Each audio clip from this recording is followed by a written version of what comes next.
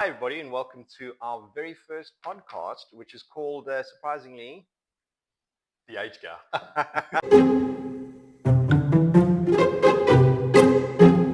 And as you can probably tell, there is a bit of an age gap here, but it is really interesting because the reason why we're doing this is because there are some amazingly young, vibrant people which are coming through in business, and I want to learn from them. Now, you've been picked on to be the first person to join us, which you can blame Callan and Glenn for, 100% their fault.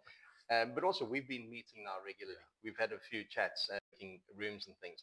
And I've been absolutely amazed by your journey, the way that you approach things, the maturity that you have towards the future, the way you know, wanting to make sure that people are well looked after. So for me, this is an opportunity to learn from the young guns. I'm really excited to hear what you have to say. But James, maybe just as a quick introduction, just tell us and the audience over there a little bit about who you are. Yep, fantastic. So my name's James. I'm a financial advisor at NPS Wealth Management, and I've been around for about 8 years now. So started as administrator, then did power planning, senior power planning, did all my qualifications, and now being a fully qualified financial advisor for a couple of years now. Brilliant. Been doing it for 8 years, but you're a young chap. So what the heck brought you to I want to be a financial advisor? I can just imagine young James and he's like suit and tie as a kid getting ready for school. Was it not like that? Almost. I mean, it started from quite a young age. I mean, a lot of people say that they fall into being a financial advisor from different sectors or industries, or even become financial advisors at second careerists. For me, it was quite an early age. I was 15 years old, and I remember I was sat there watching TV with my dad, and it was Martin Lewis on the screen, and he was talking about credit cards, savings accounts, investments, and all this sort of stuff. And I remember being 15 years old, not having a single lesson at school about finances, and also not having any money at all to manage. So it wasn't a great problem for me at that time. But I thought, well, I need to get myself ready for when I leave school, get a job, because you need a mortgage, you need to save, you need investments, a pension. So I then started reading some investment books like Rich Dad Poor Dad, very basic things, but it almost sparked that interest in managing finances.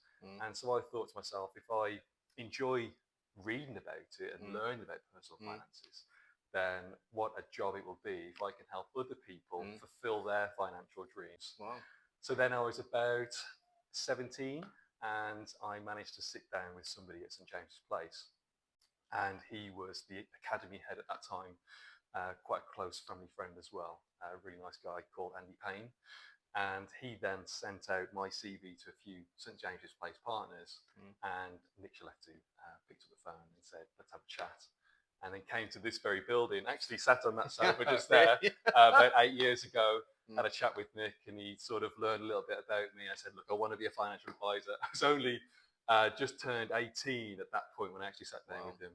And he said, look, you're not going to be a financial advisor just yet, but we'll put you on track. And then I joined. But that's fantastic. So, and now you're obviously on partner track within the business as well. You see yourself in the future as heading up and taking over the business as well. Right? That's right. Yeah. Yeah, absolutely fantastic. I'm just always fascinated by people's like financial journey. So you were talking about watching Martin Lewis, and then is it Martin Lewis? John Lewis? That's it. Martin Lewis. Yeah. Always get the two John confused. Lewis is the superstar. That's the one.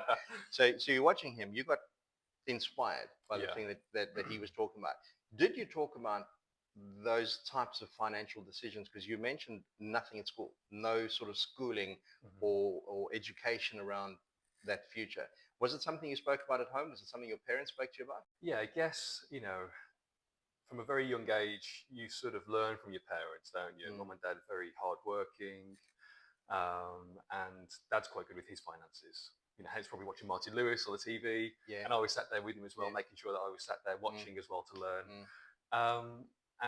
So from a young age, I wouldn't have a finance lesson with my parents, but it was the little things that they were indirectly teaching me. When you get a small amount of pocket money when you're a kid, and then you've got to manage that £10 that you get. You're going to go buy a few sweets from the shop, and you realise you need to save a little bit of money for Thursday when you're going out with your friends, and that then builds the habits around managing finances. Even if you don't think of it at that age, it sort of starts embedding itself. So I think that was a kickstart into it. And then as I grew older, I got a job at Home Bargain, stacking the shelves on a Saturday and Sunday whilst I was doing my exams. And then I bought my first car. Mm. And I think my mum and dad might have been in a position to help me buy that car, but they never did, because dad said, look, I really want you to save up and buy that car for yourself, because it'll be an achievement. But also it teaches you the value of money. So then I bought that car, which was a Fiat Punto, and it should be valued because what a car it was. But yeah, I mean, just for going on that journey, you know, rather than being, you know, a car bought for me and maybe being blasé about it or not worrying about it, it was really valuable to me. So those little things over time started to build those habits of saving and having that relationship with money, I guess. Yeah. That it's very valuable, and I guess that puts you on good stead in this job when you're obviously managing people's life savings at the end Well, of the day. that's an interesting word that you use there, relationship with money. Do you think that the younger folks, or maybe even folks like that have been around for a while, do you think the relationship with money is a positive one, or do you think people are necessarily properly geared up or educated to have a positive relationship with money? Yeah, it's really tough. I think relationship with money's changed over time. I think more so nowadays than ever, people, especially with social media, it gets pushed in people's faces that there's 20-year-old millionaires, you know, people moving to Dubai and move, you know, lots of money. I think people have this relationship with money where people want instant gratification. They just want to earn it all now. And if they don't get it now, they'll be super upset and depressed. And so I think the relationship with money now, people just want it all. Whereas what people should be doing is putting those values in place and being consistent with savings or whatnot, and looking at the long term rather than the short term. So definitely think it has changed over time. You know, if you look at the likes of Warren Buffett, he's never per se owned a company with shares he has, but he started from a very young age investing, being consistent, and he's just been very disciplined and then built up a huge portfolio. And they're one of the wealthiest people in the world. You know, he didn't start a drop shipping course, or he's never sold courses on Forex trading or whatnot.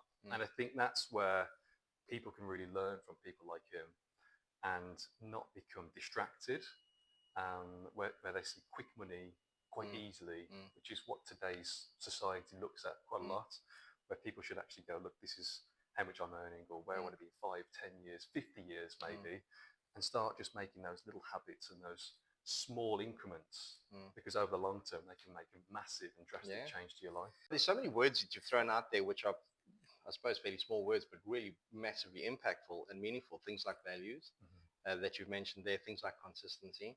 I mean, if we go back in the history of mankind, all of the most wealthiest folks have all consistently worked towards a particular goal. It doesn't tend to happen, you know, overnight. And often we'll look at an overnight success and think, oh, that happened quite quickly. Meanwhile, there's 12 years in the making for that overnight success.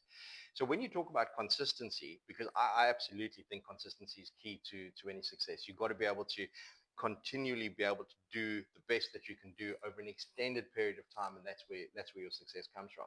So if you applied that lesson to the financial markets, if you apply it to what you're doing, what does consistency look like in your world, and how do you create that consistency, and what is the benefit, what is the long-term benefit of being consistently proactive in looking after your future? Firstly, if you're looking to be consistent with investing, you've got to understand, you know, how much surplus income that you've got. You know, everyone's got bills, cost of living crises, all that sort of stuff. Yeah. But it's good to just to start with something. You know, you might have, you know, X amount of money that you want to put away per month. You might not think it will do a lot, or you might think it will. It's about just starting with something, and then every month being consistent and being disciplined to put it away. And I always say, pay yourself first. So you get paid from your salary. Don't wait until the end of the month to put it away in your savings, because by then it's probably gone. At the start of the month, or at the end of the month, you get paid. And then a couple of days after, make sure you've got a standing order or a direct debit into a stocks and shares or something like that, and pay that money in, whatever it might be, however much it might be, because it's gone in then. You don't have to worry about it. It's almost like your personal tax. You know, it's gone. You don't even see it. And then make sure no matter what happens, you're putting that away. Over the first year, you might not see much results. You know, it's like going to the gym. You won't see results, you know, for a few months, few years. I can see the results. You know, over time, as compound growth starts to kick in, that's when you'll really start to get those results. So I think it's about being true to yourself, but also consistency comes with balance. people can go all or nothing. They'll try and save the most amount of money that they can every single month, and then they won't be going out with their friends. Yeah. Yeah. You know, in my job, I don't want somebody to ever feel that way. It's got to come from a place of balance. You've got to be able to work, live your life, enjoy yourself, go out with friends, spend time with family, and save for your future as well. And if that's all in harmony, it makes being consistent a lot more manageable. Right. You know, it's almost like in a working life, Yeah. people can go flat out working 12, 13-hour days. But you might only keep that up for 3 weeks, and then you're back to level one again.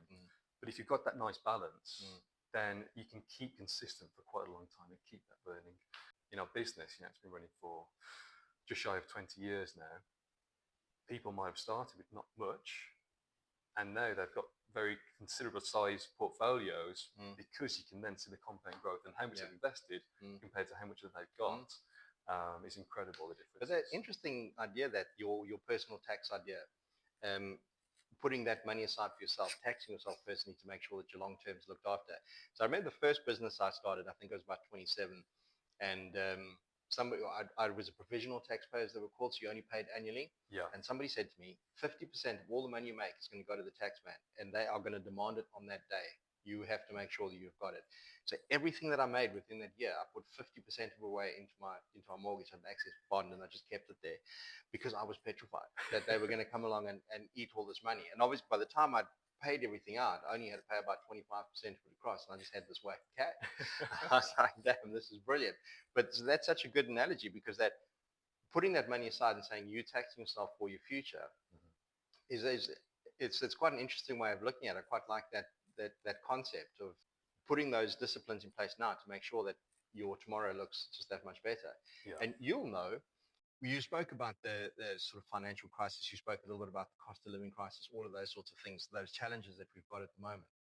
When you've got savings, or when you've got a pension pot that's looking quite decent, it does protect you a lot from the things that are happening, but it also takes a lot of pressure off. Absolutely. You know, there's no pressure like working month to month and just hoping like hell that you're making enough money to cover all of your bills. I mean, that's real pressure. And from your experience, how many folks do you kind of deal with that are on that cycle of just having to consistently wake up like every month, get out there, do it, just make sure that they're looking after the family, because that can be extremely stressful.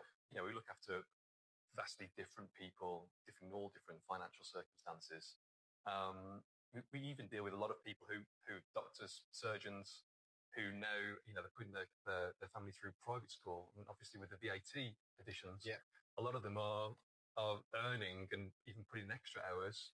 And because of the increases in school prices, actually their surplus isn't even that much, and they're just getting by as well. So it doesn't matter of how much you earn, it actually could be how much are you spending as well. Whenever we see someone for the first time, it doesn't matter how much they're earning, it's actually how much you're earning and spending. Then we try and look at, you know, where can we reduce expenditure where we can do, and we try and put a plan in place. So let's say if you are on that, you know, there's no surplus really, look at how much you've got in emergency savings, because that's what you really need a buffer for first and foremost. And then we try and build the foundation for them, which is get your emergency savings down. Should anything happen to you or your family, if a car breaks down or whatnot, if you're working paycheck to paycheck because you're trying to put your kids through private school, or for whatever reason it might be, then at least you're covered. And we usually say 3 to 6 months worth of expenditure on an average basis that you should have in emergency. So this is all part of what you do. When you're going into a client, you're looking at all of these aspects and you're advising them to make sure that they've got the best possible outcome. That's right. So if you're doing that now, is there, and you mentioned it earlier, that there's no right or wrong time to be doing it, because younger folks, older folks, whatever it might be.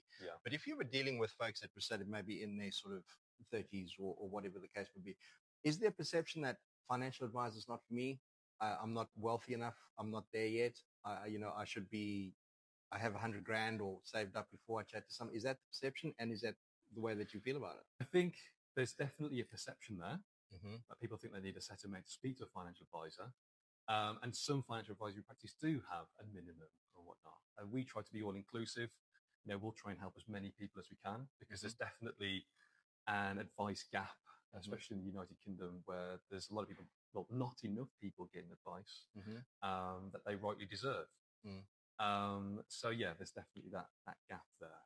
if that gap exists, what is your kind of passion around trying to plug that gap? Because, when I always have this image, you sit there watching TV, thinking about your finances and wish so many other kids had done it. Wish that I'd done that myself, because, it's obviously set you off on the right path. But we're not all the same. Yeah. We're not, and that's exactly why we have a conversation with somebody like yourself, because you can bring that discipline to us. Yeah. So at what sort of typical time and stage should I be saying, you know what, I think I just need to give James a buzz? Yeah. I think it's a really good question.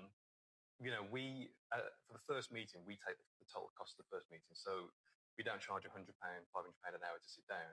I would always recommend somebody just gets into a financial advisor, just to have a chat. It might not even be, if you've got £100,000 that you want to do something with, then of course we can look at your goals and what you're trying to achieve, and therefore we can reverse engineer it and then look at the best investment vehicles and the right portfolio, dependent on your risk rating to look at. But even if you've not got that much money, then it's not a case of, well, I shouldn't speak to a financial advisor. It'd still be beneficial to have a conversation with somebody, because some people we sit down with and we look at their protection instead. They might not have thousands to invest, but they've got a £300,000 mortgage that they're not protected for, and they need life cover. Maybe they've only got life cover, but they actually need critical illness cover as well, or income protection. So wealth management is multi-sector, really. It's holistic what we do. So it's not just about the investments and pensions, but also it's about looking at you protected, because should anything happen to you, the worst thing is you can't work, and then you draw down all of your savings, and then you're in an even worse state. Let's say you couldn't work, but you can claim on some protection policy, then that's the most valuable thing that you have. Your pension, your investments, your savings are all protected, because you've got that policy in force. I think if someone thinks they need a conversation because they want to achieve a certain goal, or they've got a problem, they're paying too much tax, or they just don't know where they want to start, I think having a conversation is really beneficial. I have tons of conversations with people who then go on to do different pieces of businesses. I have conversation with people where we have an hour together, and maybe there's not much that we can do, but we've put them on a good course to put them on the right path, and maybe we cross paths in a few years. For me, every meeting's valuable, because hopefully the client gets something out of that meeting, and especially at no cost for an initial meeting, it's hopefully we're helping people out. Well, I think the last thing that I wanted to touch on, because you'd mentioned it there, was all the good business books tell you to start with the end in mind. That's right. And the way you kind of described it there was, I was thinking, how many people are thinking about how much do I need? What does that end goal look like? Do you think folks actually have an understanding of how much they're going to need to maintain their lifestyle? Is that common knowledge, or do you think there's a knowledge gap that exists of people saying, what do I think I need? I think there's definitely a gap in what people think they need and what people actually need. The newspapers put out constant articles of, you need an X amount in your pension by the time you retire. I was actually working with two limited company directors recently, and they're looking to invest and looking at how much they need in the future. We did some cash flow forecasting with them. What people forget is inflation.